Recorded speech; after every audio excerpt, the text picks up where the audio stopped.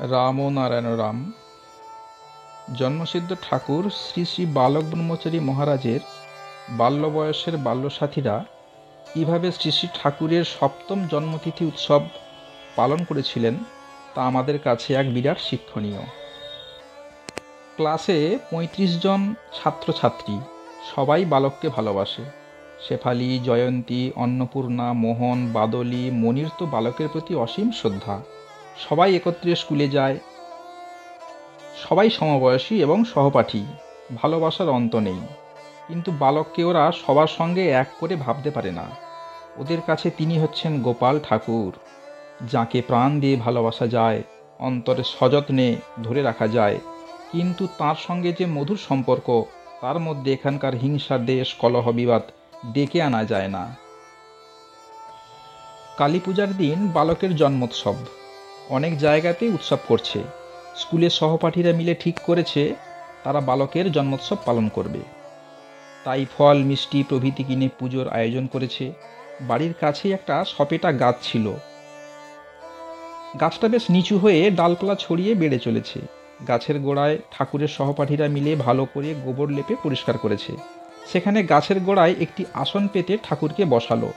ঠাকুরকে কেউ বলতো বন্ধু, কেউ বলতো প্রভু, কেউ বলতো গোসাই। বাড়ি থেকে চন্দন বেটে নিয়ে এসেছে, তাই দিয়ে ঠাকুরকে মনের মতো করে সবাই সাজালো।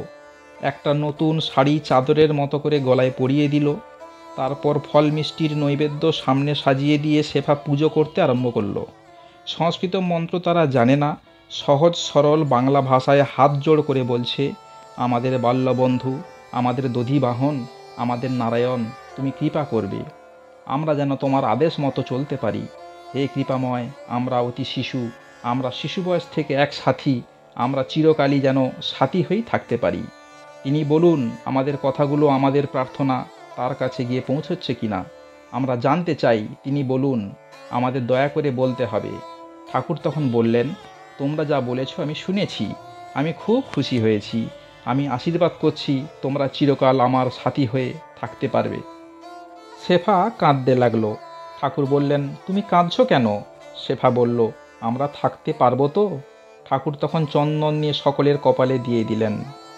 ওরা গান গাইল, গোপাল নারায়ণ, গোপাল ঠাকুর, গোপাল গোসাই। গাছের পাতা এনে ঠাকুরের পায়ে দিল। জয়ন্তী সুরকিগুলে পায়ে লাগিয়ে দিল। শেফা বলল, তাঁর পা তো এমনিই লাল, আর লাল করবার দরকার কি? শেষে শেফা পূজারিনীর ভঙ্গিতে ভোগের থালা নিয়ে ঠাকুরকে নিবেদন করল। ঠাকুর একটু মুখে দিয়ে সবাইকে প্রসাদ দিলেন। এইভাবে সহপাঠীদের পূজা সাঙ্গ হলো। ঠাকুরের ভক্ত বর্ষিয়ান পথচারী দুই একজন যারা সেদিন সেই পুজো দেখেছিল, তারা সবাই একমত যে এত নিষ্ঠা ও আন্তরিকতার সঙ্গে পুজো করতে তারা পূর্বে কখনো দেখেনি। ঠাকুরও তেমনি অন্তর্ঢালা ভালোবাসা দিয়ে তাদের আশীর্বাদ করলেন।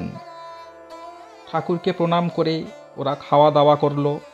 ওরা সবাই বলল, চিরকাল যেন আমরা একত্রে থাকতে পারি।